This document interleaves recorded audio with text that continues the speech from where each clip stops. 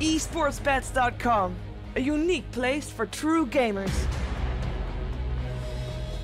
The only place to bet on esports events. You know your way around a competitive gaming scene and are willing to take a risk? Watch regular broadcasts and earn real money. esportsbets.com. Foresight, passion, and calculation. Starladder falls! Liquid's doing it! They're gonna take! He's gonna bring down Bernie! Alone with a double kill! Dropping fast! Monopoint's there! He's still alive! Wait, second slide! He's going one slide! He's going a second! He's taking it! Oh my god! On three! They're all dead!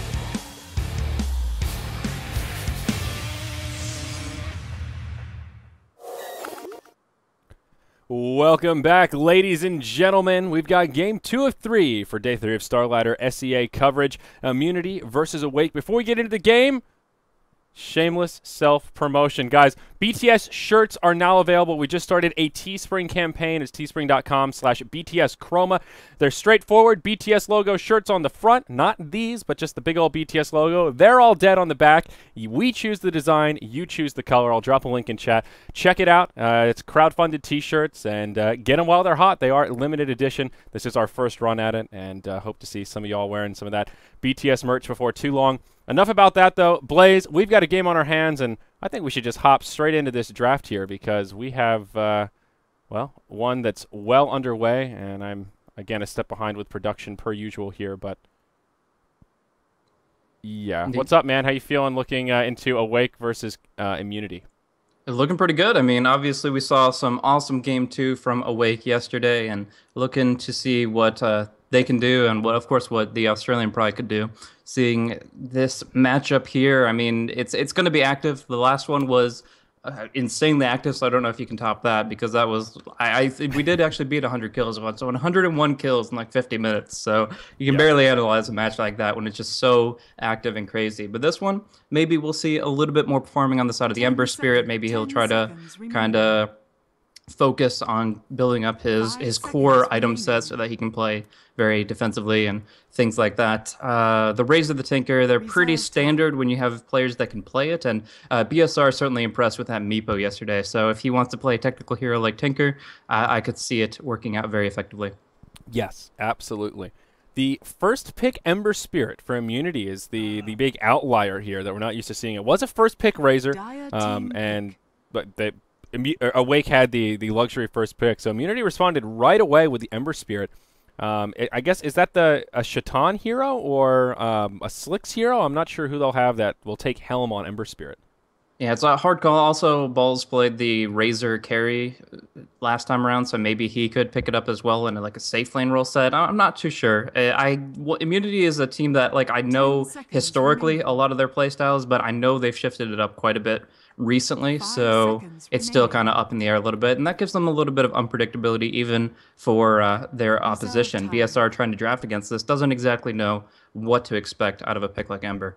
Mm-hmm. Well, we'll see how it works out. I like watching Ember Spirit. He's always a fun hero to watch, for better or for worse, but it seems Immunity, they're just going Team Fire. Bat Rider, the third pick to go with their Ancient Apparition. A little bit of that fire and ice. Yeah, that'll be pretty cool to see the initiation work out for them, but I guess it's just an anti-Tinker pick. We saw the Ohio Clockwork come into play against the last Tinker, and that played its own role, but it was more Yamate Storm Spirit that was able to close the distance, while Ohio, he was just struggling to stay alive for the most part. Like, his positioning was all right, but the ever-advancing front of the opposing team, Execration, was just a little bit too strong. So Bat Rider, he gets a little bit of more flexibility. He's not an in and out hero as far as like you have to be in the binary. You don't just hook shot in and you're on top of them. You get to choose a little bit. You get blink in, then you force out. You get to bring them to you rather than you to them, and that's always a favorable thing. So we'll see if that's going to be enough with the Firefly Clear Vision to scout out the Tinker, pin him down, and try to bring him down. Obviously, the Ancient Apparition played his own role in that, and is pretty good against the Razor too, since he relies on staying alive as long as possible. Yes, indeed. And Awake are taking their time here, thinking about how to handle this Bat Rider, Ancient Apparition, Ember Spirit opener, and what they want to synergize with this Tinker and Razor. Tinker and Razor are two picks that you can move into kind of any draft you want. You can go for something like a Skywrath or more just a straight-up team fight and use the pushing power of the Razor once he gets some farm. Or you can just move into a really all-in kind of pushing strat and, well, not the Nature's Prophet, but that seems to be what Immunity is afraid of here as they ban out Nature's Prophet and the Shadow Shaman. So limiting the pushing utility heroes a little bit. But Awake will just grab the classic Skywrath Mage. Never a bad hero. So much utility. He's so strong right now. And pretty good against Bat Rider as well. If you can get eyes on the Bat Rider, you have a tool to break his initiation with that silence. Yeah, but it's really important to have him against the Ember Spirit to prevent the remnanting away, and that's going to give them the kill potential against a hero that is generally unassailable. And that means they don't have to draft a ton of stuns. They'll probably draft one more on the support, but that doesn't mean that their offlaner has to be entirely stun reliant, though we have been seeing the Centaur a lot more recently, and I'm curious if that will come into play on either side. Centaur is really good with Bat Rider.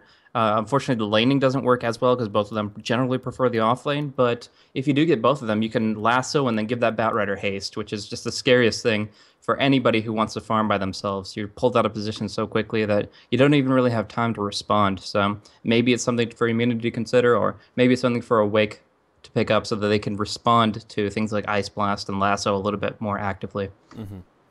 And Immunity also taking their time with their fourth pick. They were very quick on that Bat Rider pickup, and now trying to decide how they want to do this. Ember Spirit is a little bit of a hero that can be hard to read in terms of where he wants to lane. You can put him mid, you can put him in the safe lane, and we've even seen him thrive in the off lane if it's a 1v1 matchup, especially a hero that he fares nicely against.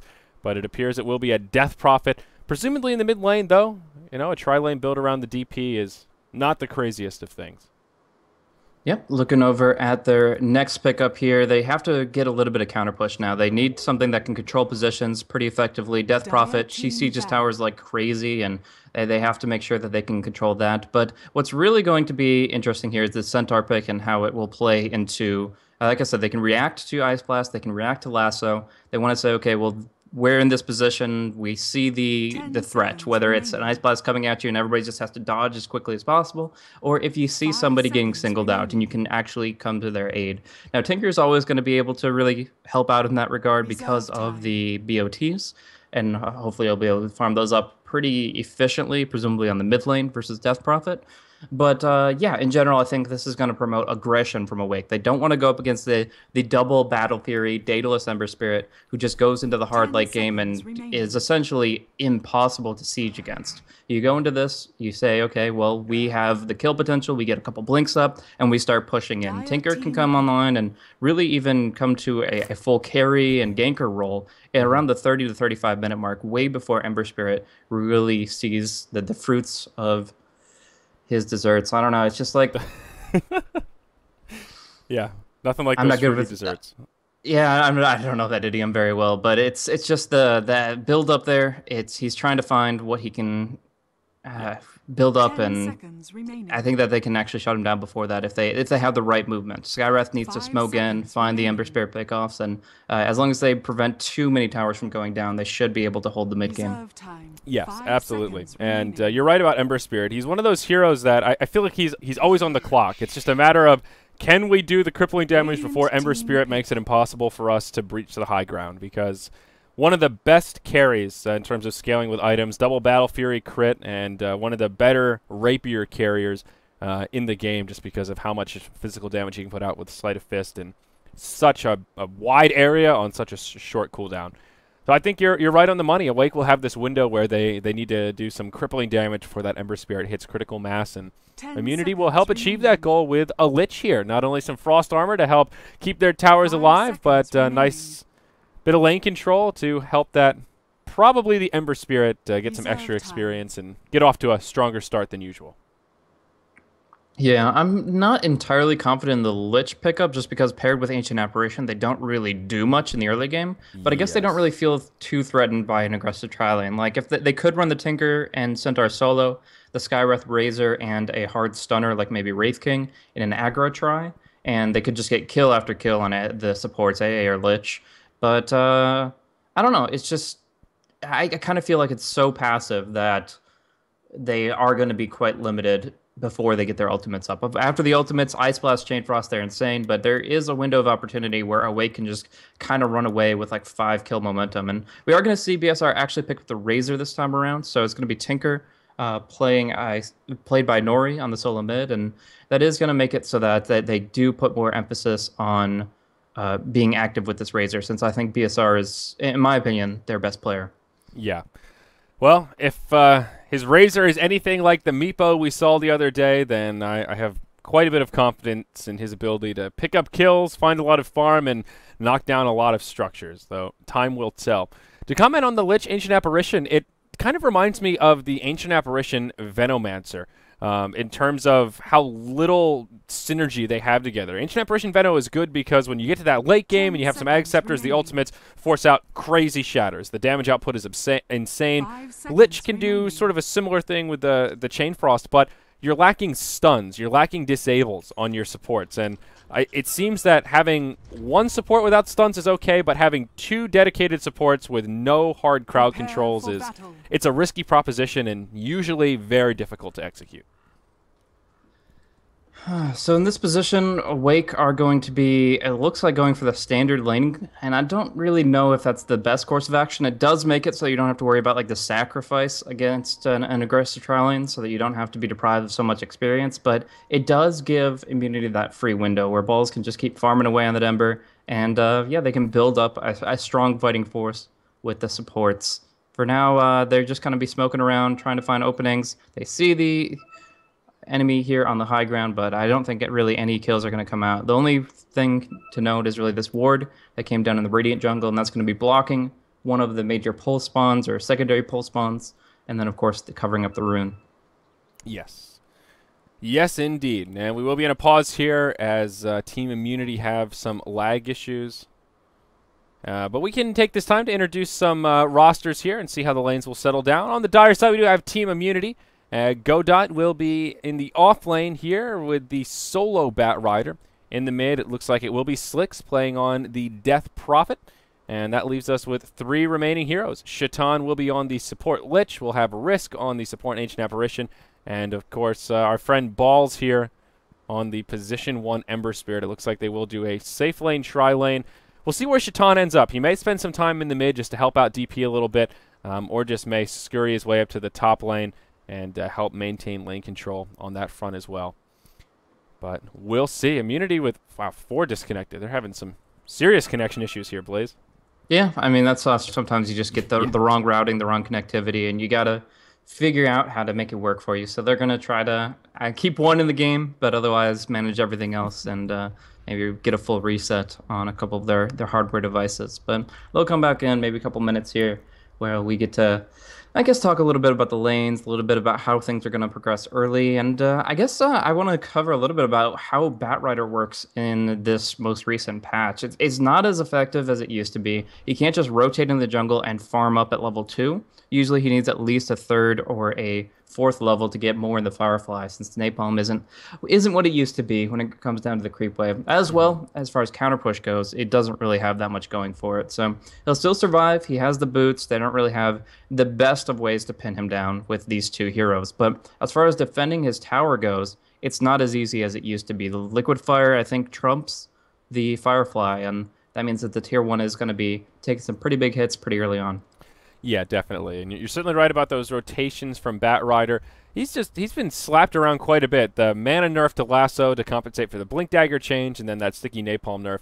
Part of his power used to be, as you mentioned, if he really struggled in the offlane, he could kind of pull a Fury on. Okay, I'm level 2, but I can farm the jungle very easily, take out a big fatty stack here at this hard camp, maybe get a little bit lucky and not get some mud golems, and if you can kill, 5, 6, 7 camps at once, you can get that recovery going pretty easily. But now that he can't do that, his laning phase is so much more important. And we've seen a lot of teams opting for like a solo safe lane bat when they want to do an aggro try and stuff like that, rather than putting him in the solo offlane role where he has potential to be just completely shut down and zoned out, because those recovery tools, as you mentioned, just ain't what they used to be. But on the Radiant side, we will see Team Awake. We've got King A on the support Skywrath Mage down here in the bottom lane. He will be supporting BSR on the position 1 Razor. Nori, solo mid on the Tinker. That leaves us with YO2 on the twin-headed dragon, and we've got Solo Tick on the off-lane Brad Warden Centaur once again here. Yeah, a lot of play is going to come around this the ancient spawn for the Radiant side. They know the wards are placed down, but they want to control it while dewarding it. Dropping down a sentry and then just leaving it there is completely useless, but they have 2 heroes here. They're going to be able to control it, and they will be able to clear out the spawn. So Illusions look to be blocking it out. Ancient Apparition will micro those to block out the first spawn and prevent stacking in general, but it's still going to be a lot of farm headed Tinker's way once he actually unlocks that stack.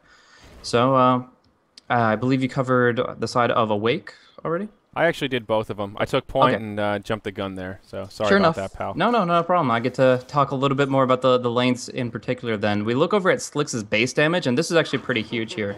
Starting off with a Null Talisman build-up and being pooled Tangos gives him 61 base damage and a better attack animation against a Tinker with only 55. So he's going to be either lasering Slicks to prevent denies or lasering the creeps just to get the last hits, and it's very cost-ineffective, but it's what he's got to do. We're going to see a lot of CS go in the way of Death Prophet, and again, if they keep active the microing of the illusions or the usage of wards to deny the Ancients, then Nori's not really going to be able to come back as easily.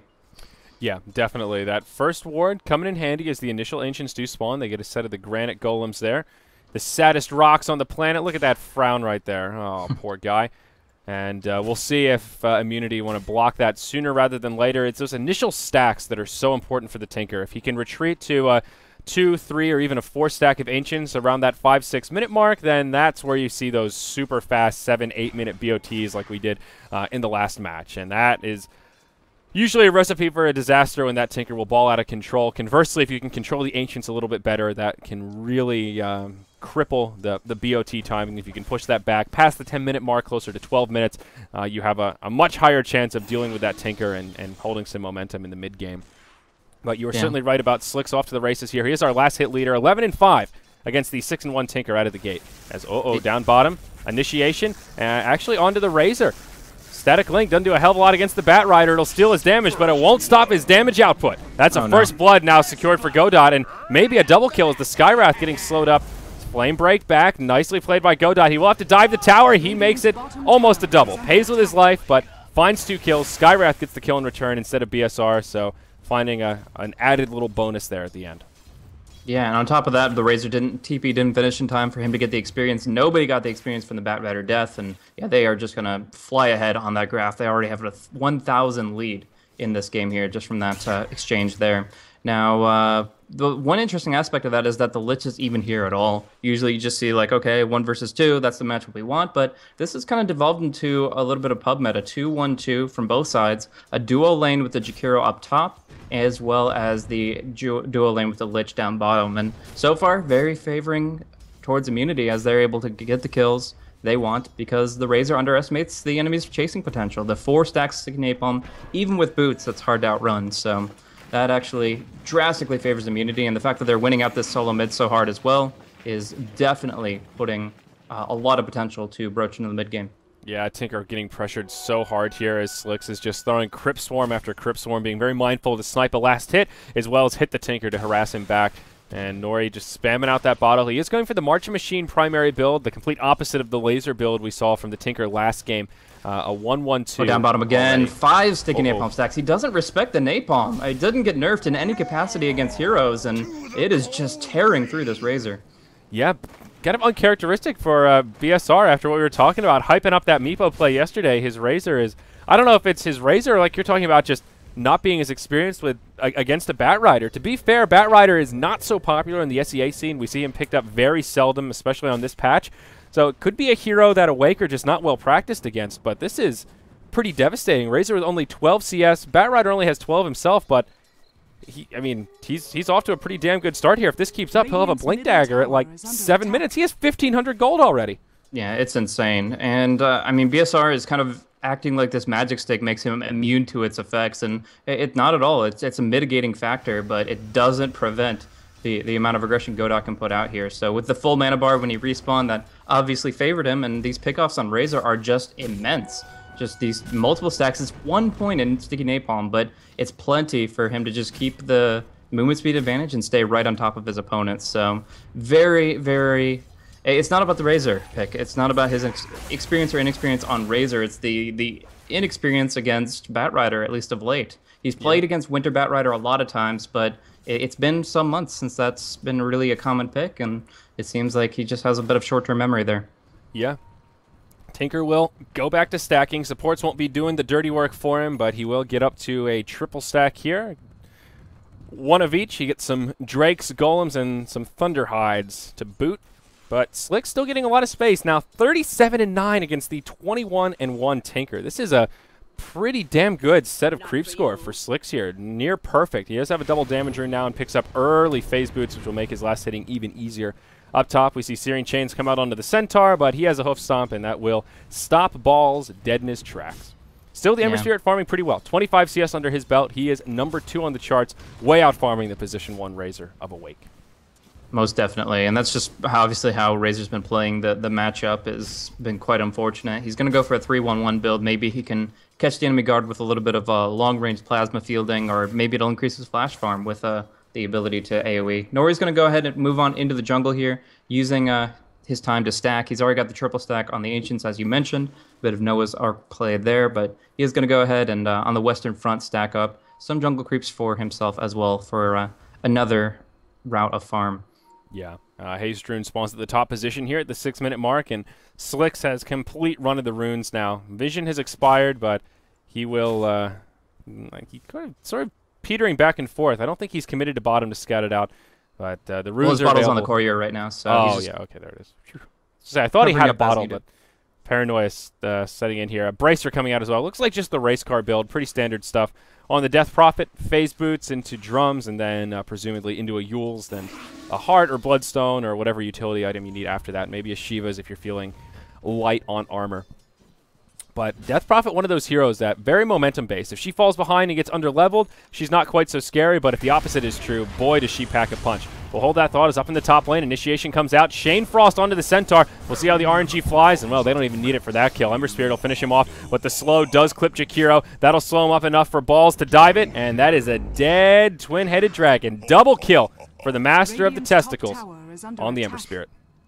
Yeah, and now it's extremely difficult for Awake to feel confident in this game at all. The haste rune is there for Death Prophet Bottle. Again, Slicks loves this bottle crow. Like, even when there's a rune on the map, he's bottle crowing. Yeah. Just to make sure that he doesn't have to overstep his bounds at all. He doesn't have to worry about anybody just, like, camping the rune and waiting to try to bring him down with the help of the Tinker. So, yeah, he goes ahead, bottle crows. Now he gets it back, and he should pick up the haste here. But, man, is he just dominating in the current situation. He's got an amazing CS score, immunity as a whole, with their control of bottom lane via the Batrider. Speaking of maybe trying to get a kill with the freshly picked up Blink Dagger here onto Nori. He's farming the creep wave. He's going to get lassoed, and this is really bad news. Yeah, no way Tinker's surviving this one. Just on brown boots, one stray auto attack from Slicks will secure the kill after a Crypt Swarm does a lot of damage. Exorcism popped, and this tier 1 tower mid will take some damage. Meanwhile, on the top, Solo Tick gets initiated upon. Risk is level 6. That's a shatter. Balls grabs another one, and that's a killing spree for the Ember Spirit. Meanwhile, the tier 1 in mid is all but certain to fall. Glyph comes out, but nothing's slowing these guys down. Slicks can even tank up the tower if need be, as he will heal up from all of that Exorcism damage. Tower kill secured in the bottom lane. Razor and Skywrath getting a little aggressive. They get this tower down to about half health, but the trade is just not there, and immunity further their lead. Already 5,000 gold and experience, only 8.5 minutes into this game.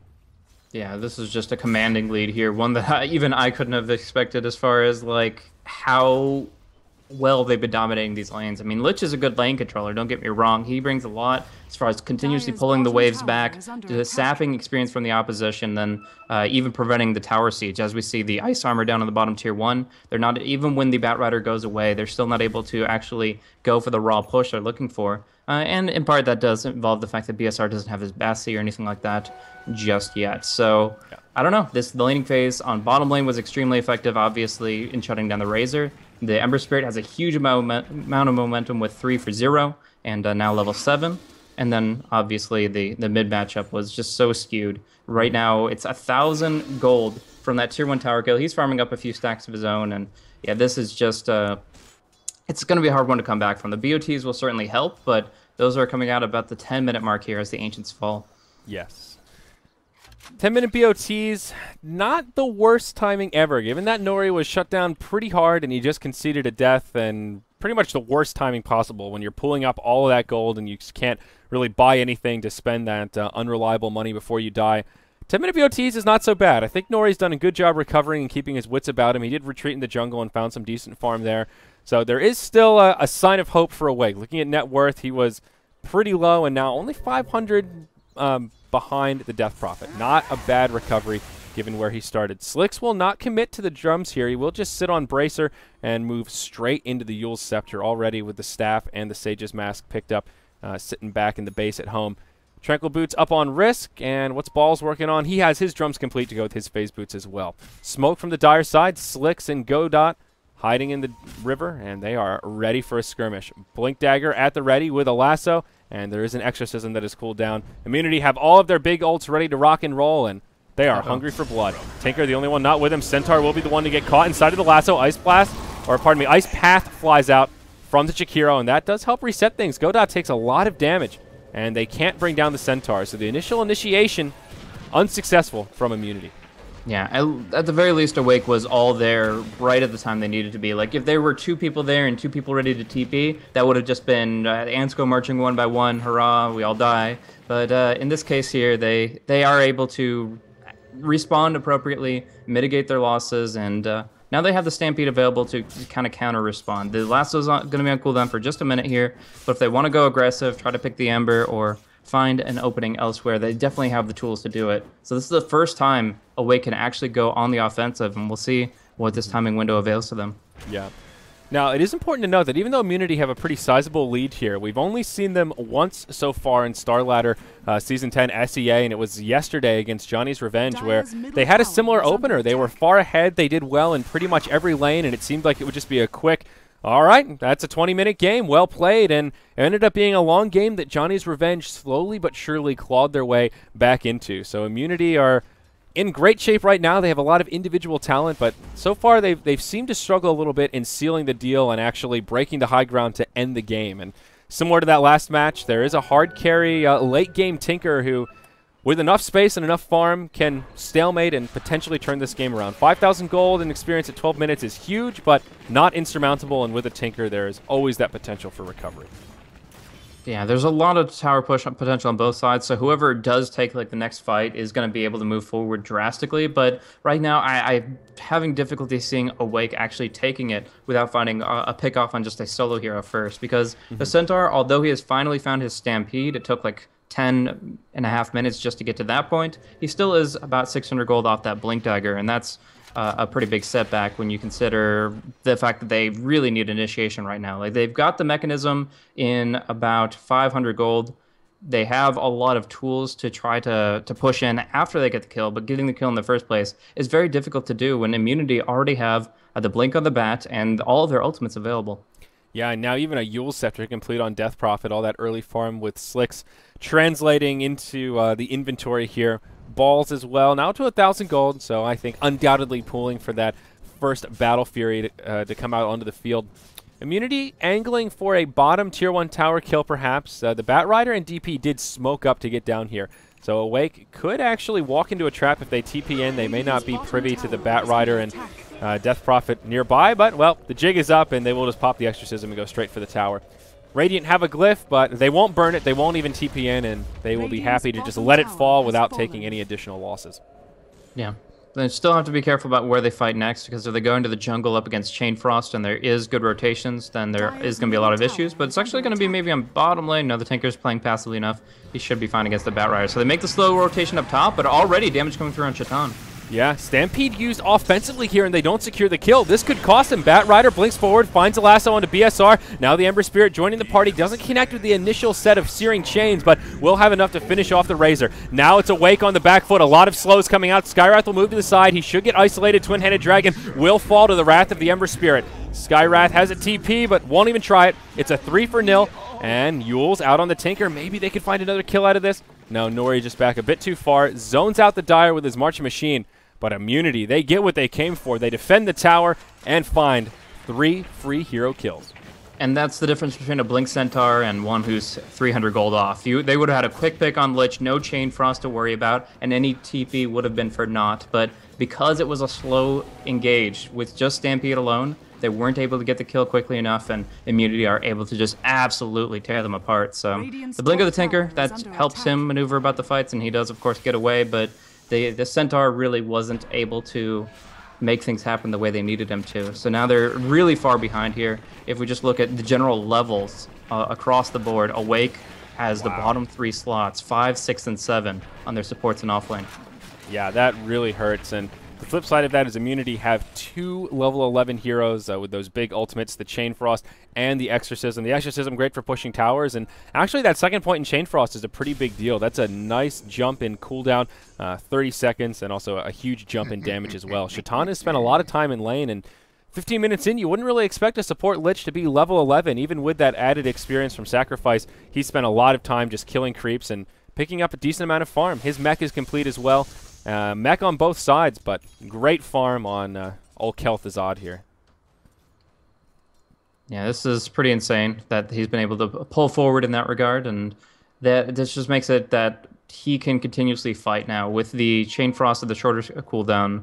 Like, what can you really bring against that other than superior positioning? Like, if the Stampede isn't enough to pull it away, we saw 4 bounces from the Chain Frost last time around. They're constantly trying to avoid clustering up for Ice Blast and Chain Frost, but the problem they're fighting up against is lasso is a grouping mechanism. When you lasso somebody and pull them away from the fight, you're obliged to go and engage on that person. You funnel right on into it, and that's where Immunity really shines, is that panic mode where you're like, I want to help, but doing so is essentially suicidal, especially when there are things like Yules and Searing Chains to control positioning as well. Now, Tinker went Blink Dagger first, and Nori doing a much different build than what we're used to. We've been seeing Tinkers go almost exclusively for Dagon, Blink, E-Blade, and then max out the Dagon, generally in that order with a little bit of wiggle room depending on the game and the player. Here we see Blink straight into Point Booster, so I reckon that'll turn into a Bloodstone, a great item on Tinker. Of course, you can rearm it, so you get non-stop suicides, and it does mitigate how much gold you can feed to the enemy, but a Bloodstone rush? What do you think here, Blaze? It's an old DDZ build, and it definitely brings a lot to the table because you can go for a second point and rearm a lot earlier with that extra mana pool to work with, and that's going to enable you to just be much more active with your standard skills, your laser, your rocket, and so on and so forth. But I'm not fully convinced in it just because of how far behind they are. It's not really a comeback build. It's a momentum build where you say, okay, well, I have this extra 3,000 gold to throw around, so might as well pick this up and then continue to fuel the fire with Daguns and Ethereal Blades. But this is just, it's a slow-going thing. He will find it at a relatively okay time, but considering how much Immunity already have in their favor, the clock doesn't matter. It's how Immunity that are just going to be able to truck him, and that extra HP is all that he's really going to see from it. Yeah. We'll see if he can even farm it up at this rate. He is farming pretty well, now has the energy booster and the point booster, but the bigger problem with this build is it just seems so passive during the build-up, and if Immunity force some engagements, as it seems they're pretty eager to do with that 5-man smoke through the jungle, Tinker just isn't that scary right now. Sure, Rockets and Laser and March will do some damage, but it's not quite the same as if he had a Dagon out right now and could just isolate one of the supports or maybe burst down the Lich before he get off the mech. Doesn't have that same level of burst potential, and we'll see how it works out. Though if Immunity don't force a fight before that Bloodstone comes out, then all this farming will pay off, and maybe Tinker can take an engagement right as he has those 8 Bloodstone charges out of the gate. Top tier 1 tower, taking some damage from the DP. They do force out the Glyph and commit very little to it. Slicks does have an invisibility rune in the bottle, pops it, and will just linger around waiting for the opening to move back into this tower and possibly burn the ultimate for it. I think what Immunity would really like to do is commit to this tower, finish it off, and save the Exorcism for a potential tier 2 push. But, oh, will they find the lasso? Yeah, they do. BSR gets caught. And he does slow him down a little bit with that passive unstable concurrent, but it just isn't enough. Batrider pulls him into no man's land. Balls is there with a Searing Chains, and that's an unstoppable streak for this Ember Spirit.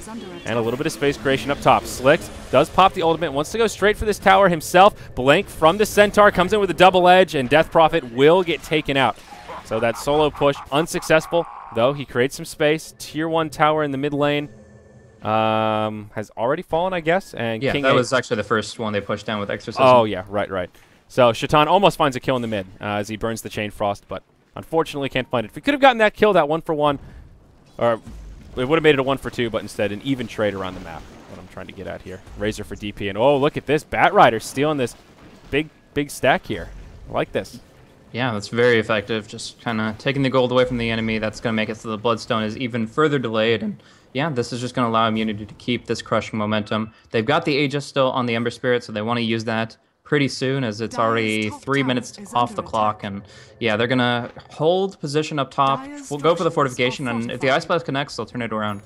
And it will connect on both. Jakiro and the Razor. TP in from Slicks. Throws a Crypt Swarm to clear up the creep wave. But, oh, doesn't get the deny. The Liquid Fire ticks it down, and Jakiro secures the first tower kill of the game for Awake. Step in the right direction as the team sees some gold, but wow, 10,000 gold and experience in favor of Immunity. It's not just the towers they've knocked down. They've just found superior farm throughout the lanes and around the map. Looking at this net worth chart, Tinker is the saving grace for Awake right now. He is number 1 on net worth, but a huge drop-off after that. Razor sitting at position number 6. Yeah, they've got to kill this Ember Spirit. They're going to start off with Lich here on the top lane, but they don't have vision, so Swallowtake would either have to go blind, which is ill-advised, but no matter the case, if they don't kill this Ember Spirit soon, they're going to have some real issues. He's got the Aegis the Immortal. He's also got this Battle Fury now finished up, and that makes the Sleight of Fist just hurt all the more when the targets are clumped up. The armor doesn't really matter too much for the cleave, and it's very difficult to mitigate that damage other than just stacking raw HP, which is something that Centaur is good at, but the rest of the heroes not so much. Yeah, definitely, and maybe that's some of the logic behind the Bloodstone, is it does give Nori some extra HP that he wouldn't normally have going for one of those more traditional builds. So if their goal is to just deal with the Ember Spirit's damage and not shut him down, I guess that's an item that fits into that mindset, though. I'm with you, man. I'm a little skeptical how it'll pay off here.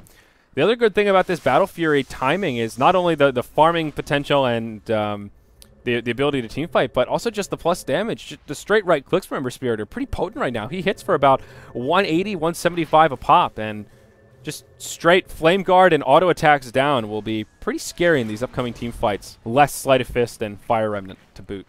Yeah, there used to be that you could just really rely on Sleight of Fist bonus damage to pave your way for your earlier team fights, but it has been nerfed. I think it was about 25% reduction in its bonus damage, so that extra little bit from the Claymore, from the Broadsword, that's going to actually tip a lot of heroes over the edge, especially the lower HP ones like the Skywrath Mage, who really doesn't have anything to his name. But like I said, there is still a lot of potential gold on the board for Awake. If they take a fight, they can take a tower with the Jakiro, as we saw how effective the Liquid Fire is up top, but also the potential gold in Ember Spirit. Right now he's 6-0-1. That's a huge kill streak that they need to end as quickly as possible, preferably on the Razor, who right now is below 4 heroes of the opposition on the net worth chart.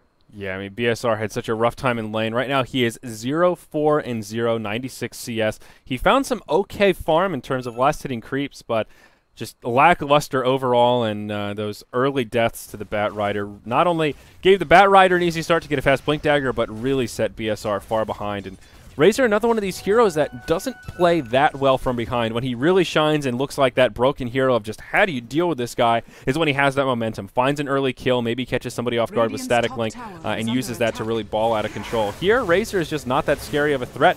Tier 1 tower up top will fall, almost denied by the Razor, but Slick secures the last hit, and with that immunity, will just retreat. They don't want to force a fight if they don't have to, and they'll be happy just to take that bit of bonus gold and go right back to farming.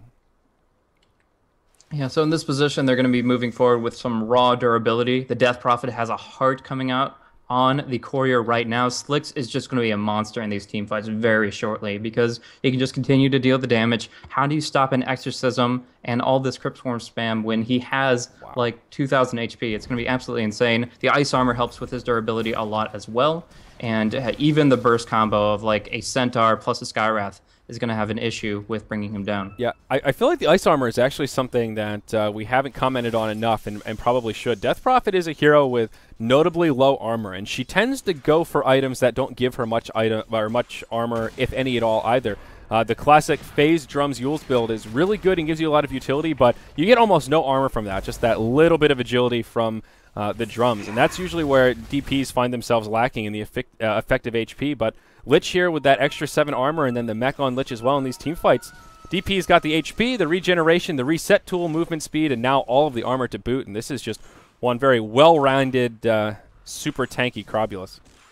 Yeah, most definitely. And it also helps the Ember Spirit a lot, too. This guy only has 1.8 agi gains, so even as his levels increase, his armor really doesn't. He's at base 6 right now, and he's going to be going for purely offensive items, so it definitely benefits him as well. They really just want to stay in the fights a long time, and even this Bat Rider is going to be going for a BKB, where he's completely immune to the magical effects, but still has to worry about them right clicks. So we'll see that be of the utmost importance as they prevent pushes by putting it on towers and continue to distribute it amongst their teammates.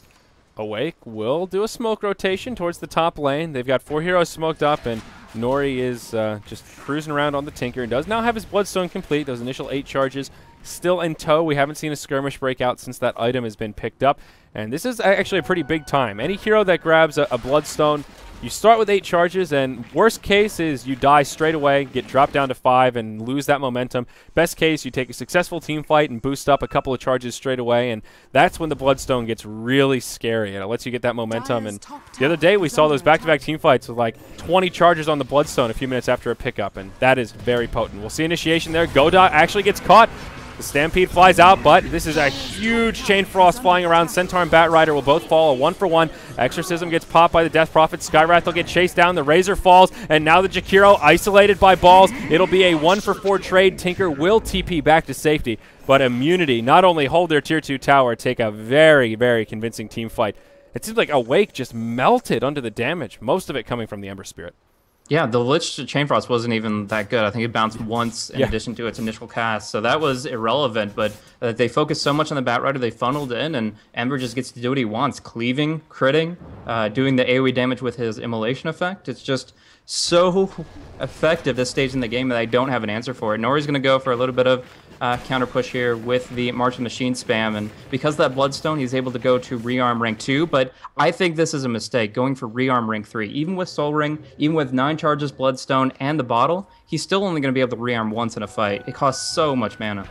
Yeah, 350. You'll see most Tinkers hold that 3rd point in rearm until like even level 20 and onward, until that super late game when you see the Scythe device coming out and Tinker gets a little more closer, gets a bit closer to that 6-slot scenario.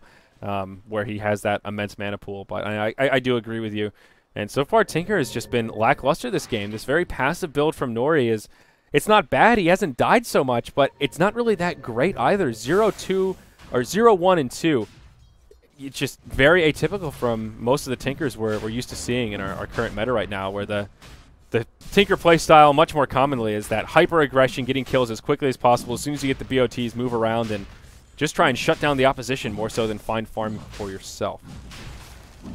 So Aegis is going to come out once again on the Ember Spirit, assuming that Awake allow them to go for it. They are right now just farming as a group. They seem grouped up enough for a smoke, but it doesn't seem like they're aware enough. Yeah, they have no vision, and they seem to not have a care in the world. Maybe they're not skeptical, or if they are, they just feel they can't contest in the pit, especially with a Lich Ultimate and Ember Spirit. Those are 2 heroes that really work well in the Roche pit. Even in Exorcism also. You don't really want to charge straight into that. So with that, Awake will not contest. Aegis for the Ember Spirit, and Ancient Apparition is also now level 11. Another big ultimate that's been leveled up. That 2nd point in Ice Blast is a pretty big jump in damage output. Nice experience distribution too. 2 or 3 of the Immunity squad were actually away from Roshan, not taking the experience, so that Slicks now hits level 16, gets his max Exorcism, and they're able to push hardcore on the bottom lane. They can probably go to high ground with this alone, unless Awake really steps up their team fight. Yeah, and Slicks now with 3,500 gold just sitting in savings. So if this ends up being an unsuccessful team fight, plenty of gold for buyback, but also following this, he'll be able to grab his next huge core item, whatever it is. I reckon a Shiva's probably makes some sense here, a little bit of extra utility, some damage, and that extra armor certainly won't hurt, but time will tell, as it looks like a skirmish is inbound here for this bottom tier 1 tower. Tinker will start with some March of the Machine, not fluxing it up, but will clear up the creep wave, at least for now. Jakiro is in the mid, has a TP scroll already, but oh man, this Jakiro is so broke right now. Brown Boots, Urn, Wand, and Cloak. That is it. A couple of value items in there, but he is not so scary. Still no points in Macro Pyre, as we'll see this tower fall. I was going to say a team fight break out, but Awake have absolutely no interest in fighting into that. They'll just let it fall and farm up in the mid lane. Immunity, they won't stop there. You mentioned breaking the high ground, and they have the same idea. Still half duration on the Exorcism. At the very least, they'll do some decent damage to this tier 3 tower. Glyph available for Awake. Jakiro throws out the Ice Path. And Tinker is inbound to try and harass with some March. Centaur hops forward, takes a silence, falls in the front lines, but will get mech'd up, and of course has the Aegis, so we can't forget that him taking damage is almost ideal for immunity. They get half damage on the tower, they don't force out the glyph, and as Exorcism despawns, they will TP home and make the escape essentially unscathed. Yeah, I don't know why there weren't 3 layers of March on that high ground when they try to breach it. Obviously, they're worried about the initiation of the Bat Rider, and they have to position carefully. But even still, trying to prevent the fact that the Exorcist, okay, he actually got picked off up top lane. That's the end of the Aegis. Yeah, that was easy. Yeah, well done by Nori. Shows off that Dagon. It is level 2, and I think that's actually the first time he's lasered someone. So that was definitely maybe not a super surprise for the Ember Spirit, but did catch him off guard for sure how much burst damage that Tinker can put out now. Yeah. So, well. But, yeah, about that high ground siege, like, Death Prophet ulti was wearing off in 10 seconds because he popped it on the tier 2. If they had laid down 3 sets of March, they could have just, just taken out 1 creep wave, made them a little uncertain about putting damage in, and that tower should have, like, 400, 600 more HP. And we're going to see awkward movement with the Force and the Blink. But anyways, the general aspect of it, I have to blame the pickup of rank 3 rearm. Like, it's faster in the field, but he spends so much more time in base trying to fuel up and regain lost mana that it's actually less time where you're actually able to do things like lay down marches and things of that nature. So less preparation for the high ground, and the tower's going to be easier and easier to pick as they make plays like that. We do see now stacked up Ancients it's going to be ×3 for the Ember Spirit, and from there he's already got a data list. Like, he's in a very, very active position. He's actually going to go for the BKB next. Yeah, and speaking of BKB, that is a full 10-second duration BKB picked up by Slicks with another 1,000 gold already in savings. He's only 2-1-1, but he has killed so many creeps this game. His CS is 230, only 30 behind a BOT'd Tinker as a Death Prophet. That is damn impressive. Extremely. And they're right now, I just want to make something happen soon, but it's so difficult to push into anything. At least the Aegis is gone. Tinker was able to get that pick off, and that's pretty huge, but I still don't know if it makes them comfortable in any way taking a fight. We saw what happened on top lane when they tried to go for a raw siege, and I think that Immunity are going to be able to hold this pretty easily, keeping the tower above 700 HP. Yeah, definitely. Wake don't even really press the issue, say how easy of a defense it is for Immunity. Bat Rider does have his BKB up, another 10-second bout of magic immunity on 2 heroes. That will be rough in this next team fight. Ancient Apparition very close to his Ag Scepter, 500 gold away, that last Blade of Alacrity piece. That is always a potential for a game changer, and, well, Immunity will just have that much extra damage at their disposal. It's pretty scary to think about how far ahead they are right now. Nearly 20,000 gold and over 20,000 experience. They are just not making any mistakes, not giving Awake any room to breathe right now. Tinker is still finding okay farm, but we're still in that similar conundrum we were earlier in this game where Tinker might be topping the net worth chart, but after that the drop-off is so steep. If he can't basically win the team fight for his team, then hope is kind of lost. Yeah, and it's still so easy to pick off. Like, the Blink Dagger usage has to be impeccable, because otherwise one flame break and you're screwed. Like, you can go ahead and rearm it with only 1 second channel, but that's one flame break is going to be enough time to get the lasso on you, or to get the steering chains on you, or a Yule Scepter. Like, as long as they have vision, if they know where you're at, you're going to be going down, and he really can't afford a loss. Like, usually you say, okay, well, Tinker can buy back, or yeah, he has a quick respawn because of Bloodstone, but he still is looking at a pretty hefty respawn, 32 seconds right now, as well as the fact that he doesn't really have the gold to spare. He needs his E-Blade and Dagon 5 as quickly as possible. He's going to have enough of an impact to hold this position. Yeah, that's a really good point. Even if Awake make a hold and Tinker's forced to buy back and they hold the racks, that's still a victory for Immunity, essentially, as long as they don't get completely wiped up because of how much he'll set back the Tinker in terms of his item progression. He is on a level 3 Dagon right now with 2,000 gold in savings, so getting close to maxing it out. I wonder when he'll make the jump for the E-Blade. He may commit all the way to Dagon level 5 before he goes for that huge burst of extra magic damage. Ice Blast flies towards the top lane at the Jakiro to try and repel. He is pressuring this tower quite hard with his Liquid Fire, and will get caught by the Ice Blast. Certainly won't be enough for a solo kill, but might be enough to repel him, at least for now. Yeah, that's a tough one. So they don't really have this split push because of the Ice Blast. They can kind of allow immunity to just go as 4 or 5 constantly, and it looks like the mid tier 2 is on their agenda next. They don't need an Aegis to siege to this one. They can just go in and, with all their ultimates available, guarantee a successful push out and at least force Jakir to TP home. He's trying to get some farm, trying to put himself on the map, but right now he's still only at 3,200 net worth and can barely hold his own. Exorcism in the mid lane popped as Immunity pressure the tier 2 tower. And really just trying to bait with this Death Prophet right now. BKB and Yules, plenty of reset tools. Immunity will be nearby in the trees, ready to hop in if Slicks gets initiated upon, but instead they will defend up top. Jakiro caught inside of the lasso. Tinker nearby as well. Chain Frost will fly. That secures the kill on the Jakiro.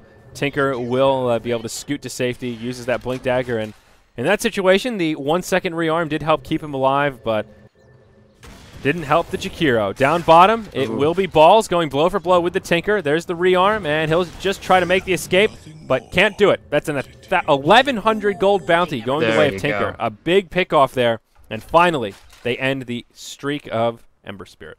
They've been looking for that streak all game long. 8 of the team's 16 kills were on this one hero, and they needed to bring him down. Finally, the streak ends, and it's on a core as well. Tinker is going to be able to catapult forward here. He will probably go for that Dagon 5 and then sell something for the E-Blade, but in either case, he's showing what he can do with that pure damage nuke and showing why Ember Spirit is still, and always shall be, considered a glass cannon. Yeah, he certainly is just that. Still 2,400 gold up on him, not too far away from that BKB, just about 500 gold or so, and that will be more Magic Immunity on the side of Team Immunity, ironic as that may be. Still Batrider and Death Prophet holding on to the 10-second BKB charges. Strike that. Batrider did use his first charge, but Slicks being a bit more cautious with it. Wake are grouping up in the mid, ready to pressure this tier 1 tower, but again, they just don't want to commit to it. So timid here, as they don't want to get wiped up, recognizing that they are still up against the ropes, and one full team wipe without buyback could just cost them the game, given the pushing power of Immunity. So I can appreciate their respect here of Immunity and need to play defensively, but it's just rough that they can't even take out tier 1 towers here 36 minutes into this game. Yeah. So they're going to be pushing together now, kind of trying to create space for this Roche respawn. Seeing the timer, it's an extremely fast Roche can spawn, 25 seconds, so hopefully they can scout that out very shortly because they have full control of the map right now, and that's going to be a Cheese Roche, I believe. Yes, it is indeed Cheese Roche. An early timing, but good news nonetheless. Razor with an interesting item build here. BSR is going just straight raw HP. He went Point Booster, Ogre Club, and then Jump Ship and went straight for a Reaver. So wow, wanted an Ags and then now going for a Heart. This is kind of an all over the place item build. I'm not really sure about the value here across these items.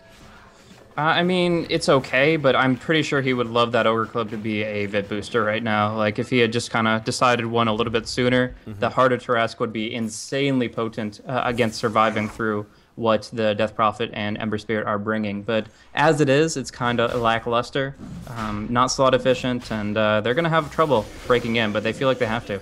Yeah, they do initiate here with the Stampede as they hop into the pit. Exorcism's already been used. Shaitan gets caught up top. He's silenced and hit by the Mystic Flare, but they can't bring him down. He'll still have a Chain Frost ready for this fight. Now, outside of the pit, the Dire Side will commit to the fight. Tinker and Jakiro both fall. BKB's popped aplenty as they press out. Centaur on the run, and it's just a Delta split from Awake. They can't take the fight, and engaging into Exorcism is a bit ambitious. It will cost them, as even Shaitan lives. They can't find the kill on the support they initiated on, and it could cost BSR everything. Immunity on the aggressive, and Lasso not available, but they'll find him, and this should be the end of Razor.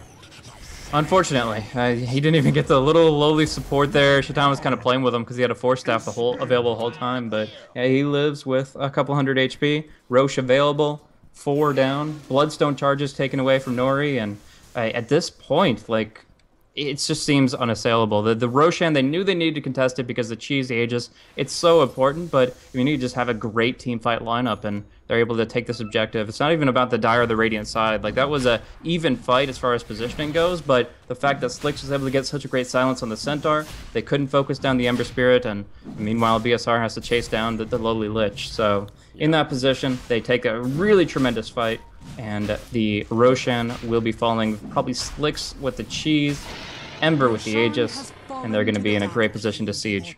Yep. And you called it exactly right. Scythe of Vice now picked up on Slicks following that successful team fight and Roshan. So he tanks up, gets a little more mana regen, and of course has that huge crowd control ability. That team fight was pretty devastating, and that's also without the Chain Frost. Lich was off by himself, never even used it. So just imagine if there was a level 3 Chain Frost bouncing around in the middle of that engagement.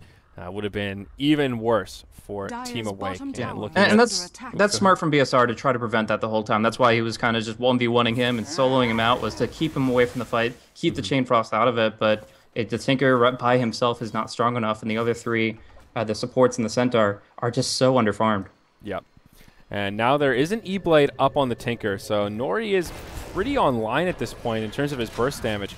I still just feel like this Bloodstone hasn't done enough for him, and I don't think he got the suicide in that fight either. So he's just at this point where he has this item that's helped his mana pool, but it's just slowed him down so much. He's still only 1, 2, and 2. We're 40 minutes into this game. This Tinker has a net worth of 22,000, and he's still only been involved in 3 kills. To be fair, there's only been 4 kills that have come out for his team, but I mean, Tinker is a hero with a lot of solo kill potential, and he certainly could have picked up more kills this game had he picked up a Dagon E-Blade earlier.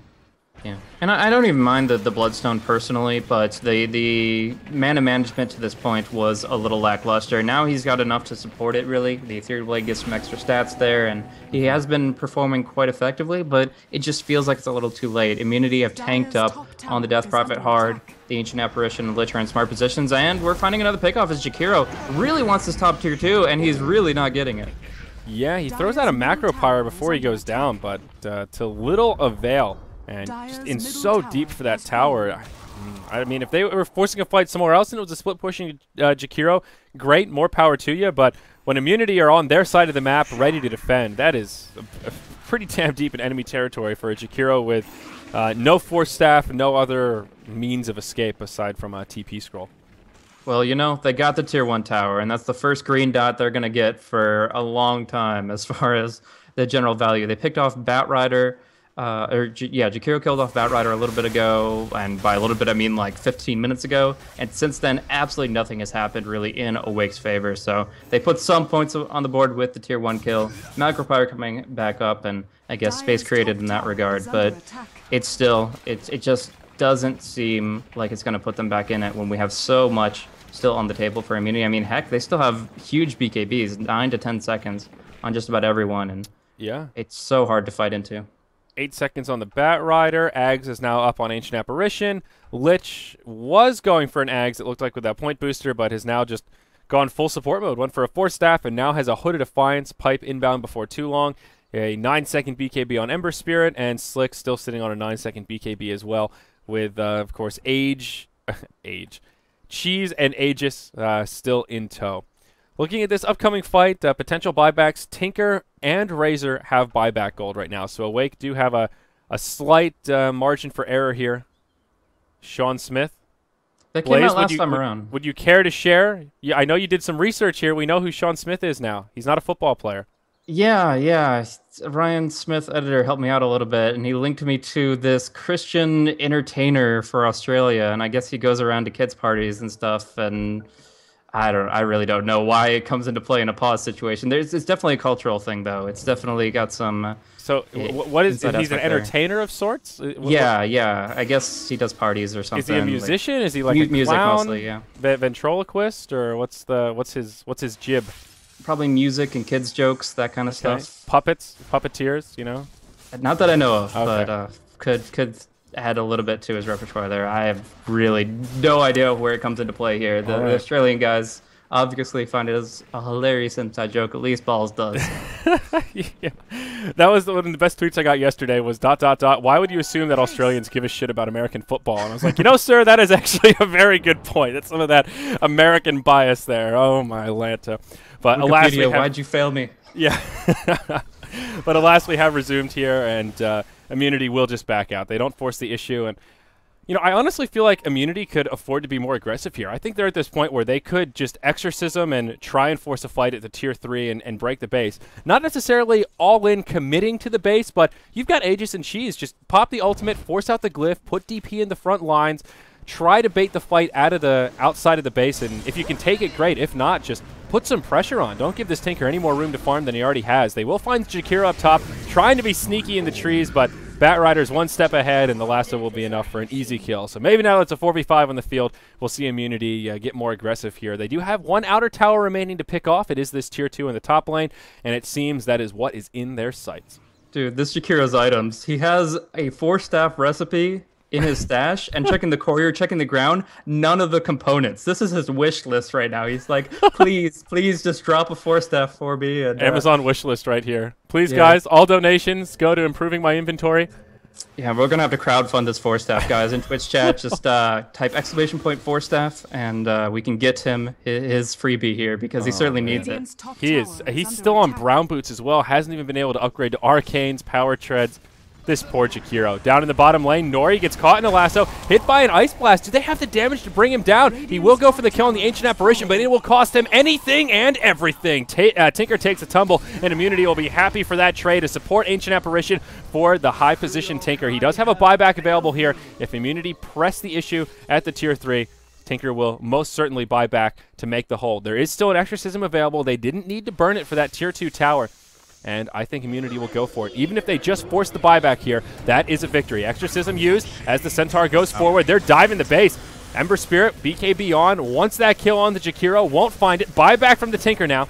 There is a glyph standing. They haven't popped it quite yet. Stampede out to find the initiation outside of the base, but Skywrath goes down right away. Silence comes out on 3. Tinker in the front lines, taking a lot of damage. The Exorcism just tearing through this Radiant team. Nori on the run, caught inside the Searing Change. Centaur comes in to try and bind some space. He is successful on that Blight Blade. It will cost him his life. Jakiro getting ticked down, will survive for now. BSR survives, and Tinker does live, but it's a minor victory. Tier 3 tower takes heavy damage, and Immunity still take a successful team fight. No deaths on their side. Aegis of the Immortal will expire. Slicks still with a cheese standing as Ember Spirit reinitiates. BSR will get caught. He gets crit, and he will fall. Crypt Swarm, no, the Ice Path. The hero, Jakiro, he throws out the Micro Pyre. That will deter them, keeps his teammates alive, and instead of focusing on the barracks right now, they're going for heroes. Ice Blast from afar. Oh, Boulder Dash. Jakiro will fall. Now Nori trying to man up, but Tinker, it could be a dieback. He'll be down for quite some while. He will fall. It's Death Prophet that secures the kill. Now it's BSR on the run.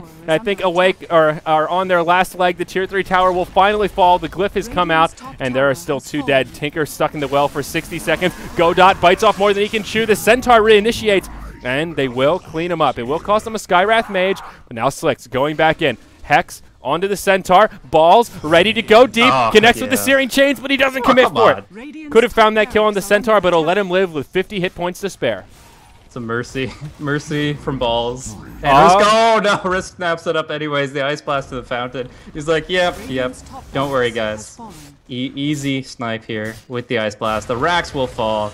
They just fight in the hills and the trees. They are able to just ransack the opposition. Now Immunity getting his Exorcism multi back up. That's how long we've been in this base, and we're seeing it munch on the tier 3 here, and now the Rex. Yeah, Awake put up a pretty good hold considering it's 6-29. It was a pretty back and forth fight, to be perfectly honest. 40,000 experience in favor of Immunity. That's one of the largest experience gaps I've ever seen, especially for a game without a Meepo in it. Very impressive from Immunity. Just a completely dominant performance here as they clear out the mid lane of Rax and they take the bottom tier 3 tower. Awake are still in it to win it, and they'll hang on for a moment longer, but seems all but certain doom at this point as now Ember Spirit picks up an Eye of Scotty for good measure. Didn't type exclamation 4-staff enough. You heard it is gift, and they're not able to hold it, boys. It's the crowdfunding has failed. I wonder how different Dota would be with, like, if you've read or seen the Hunger Games, the sponsors there. You just drop down a lot of money and give them some freebies there. Sing Sing would, like, start every game with a Dagon 5. And now, that would be an interesting game mode. You got a team of sponsors, and it's all about the strategy of where you give your money to, like, kind of Counter-Strike meets Dota a little bit. You've got all this economy. What are you going to do with it? That could be interesting. Supply drops. Yeah, I like that. I like that. All right, well, you better get on that, Blaze. Custom map editor. That could be you. That's a good custom map. And, like, you get the question mark block that you just, like, it could be any item. It could be an Ironwood branch, or it could be a Divine Rapier. Like, you don't know. Yeah. Everybody likes a little bit of RNG with their Dota. But at this point, Immunity just really having some fun with it. They'll go for the 4th Roche. That is another cheese they'll be able to pick up. A lot of fast Roche respawns recently. I don't know if something changed in the RNG or what, but I feel like just the past Roches we've seen have all been like 30. I saw a couple like 5-second Roche respawns yesterday, and this was another quick one. Slicks will go ahead and just pick up a refresher orb, so I hope you're ready for a double exorcism here in this next fight. Ice Frog sees the average ping of immunity. They're like, oh, they're playing from Melbourne. They need some help here, so they'll give him the Roche timer and help him out in that regard quite a bit. But obviously, that's just the icing on the cake here. Awake are going in pretty much YOLO for this last final attempt. They hop onto Slicks. He pops his BKB and gets the ultimate off straight away. Solo just gets hexed up, and yeah, Razor as well as the Centaur will fall around the backside. Jakiro gets off a Macro Pyre, but honestly, Immunity don't really seem to care all that much. Level 1 or Level 2 Macro Pyre is just pretty small stuff at this stage in the game compared to how tanky they are. Nori will get caught as he's trying to rearm. The Yules comes out as he eats a Searing Chain. They will proc the Aegis, but Tinker falls. He does not have a buyback, and there are 2 supports standing between Immunity and Victory. Yules out on Jakiro, and that'll be it. Super Exorcism. Yeah. GG. Well played. Immunity, 34-6. What a game. They had the momentum from the early stages, and they never let go. Radiant's bottom barracks are under attack. That was something. That was certainly something. I don't think I've seen the Refresher Orb Death Prophet personally, but getting the double Hex, getting the double Exorcism. You got 12-1 and 9 in your Ember. You've got 9-1 and 8 on the Death Prophet. There's not much to judge here. Like, they played the game spectacularly. Awake weren't able to do enough with the Tinker to make it work, and BSR just kind of fed. So yeah. It was a rough game on them, but I think Immunity really deserved this win. Absolutely, and now we've seen back-to-back games where Slicks goes for kind of interesting item pickups. We saw his, it was the Assault Kuros Wind Ranger yesterday, and now it's the Refresher Death Prophet. Of course, here, a little bit of comedy. It's that 6-slot super luxury item 50 minutes in after farming away, ending 9-1 and 8. But he was a guy in Heroes of Newerth that had a reputation for weird item choices. He would do different trajectories, and his thought process was just very in the moment. I need this item now, and I'm going to use this to get a little edge, and he is a guy that tends to be a little more creative. But enough about that. We'll have one more game coming up, guys. Thank you so much for joining us for Day 3 of Starladder Season 10 coverage in the SEA region. We've got Insidious Idol versus Mineski for our final game coming up here. I'm Zyori, joined once again by Blaze, and we'll have a short break. I think next match is scheduled to start in about 10-15 minutes, so it will be a little break, and then come on back for our final match of today's Starladder.